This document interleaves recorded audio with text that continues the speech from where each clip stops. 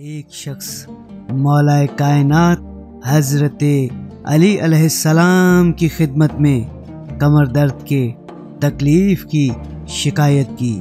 مولا، اگر کسی کو شدید درد ہو تو وہ کون سا عمل انجام دے؟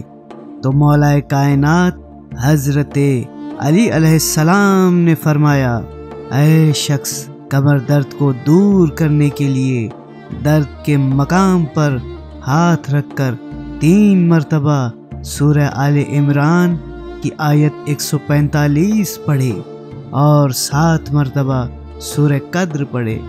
انشاءاللہ تعالی اس کے کمر درد کی تکلیف جاتی رہے گی۔